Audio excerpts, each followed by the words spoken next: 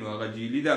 ګرانو کتونکو خبره به کوو د خیبر پښتونخوا خاص کر نو ښار کې چې کوم بټه خش دي، بټه خش د تیر څو ورځو نه هغه په احتجاج دي، هړتال دي.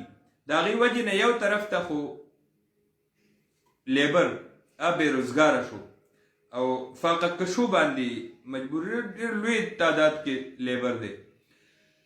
دې سره بل طرف ته خښته نه صرف ناپیش شوه بلکې هغه قیمتونه اسمان ته رسېدلي. کامران د دې اثرات دا به څه لکه د خلقو باندې یو طرف ته حکومت یې چې هاوسینګ کوم سکیمونه دي هغې کې تاسو پیسه ولګوئ، شفافیت تاسو پیسه ولګوئ چې چا څوک پیسه پکې لګوي، خو چا سره د غلا پیسه ده کاله دون چا سره دی عالم خیر دی، هغې موږ تپوس نه کوو کنسټرکشن کوم منصوبې دي، هاوسینګ منصوبې دي، په هغې کې دا ولګوئ. نو هغه پیسه هم تاسو وایډ کړئ دې طریقې سره چې تاسو په تعمیراتي منصوبو کې ولګوئ. نو یو طرف ته خلکو دا دغه ورکوي، حکومت دغه ورکوي چې تاسو کوم هاوسینګ سکیمونه دي هغې کې خپل پیسه ولګوئ، یا خو د غلا پیسې وي هم ولګوئ، هغې تپوس به نه کېږي. بل طرف ته دا بټه خش چې دی په دې کې دی کوم دغه شروع کړی دی هغې زه بوالۍ ته رسولې ده. نو کنسټرکشن به تعمیراتي کارونه څنګه وشي چې بټه خش نه خښته نه تیارېږي په بټې کې. نو بلډینګ به څنګه جوړ شي، سرکاري عمارت به څنګه جوړ شي، او څوک ځان ته کور ته جونګړه څنګه جوړه کړي، او مزدور چې آسوده حال نه وي. تفهیم دا دی چې مزدور ته یو دور کې خپل دغه معاوضې صحیح نه وي لایقې، بټه خش دي که نور دي، کوم چې حکومت چې کوم اعلان کړی دی 21,000 بنیادي تنخواه یې مقرر کړې ده، بټه خش دی که ورځې وي خوا دوی ته پوره نه میلاېږي.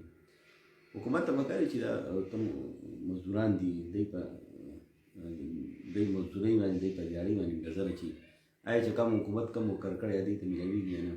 او بټه خش چې لوی انډسټري ده دا چې بند شي دې سره څومره خلک داسې باوسته دي چې فیملي بل سره نانو سره د بچو او مغزې کې خټو یو څو کمرې ورته جوړې کړي خلک اوسېږي.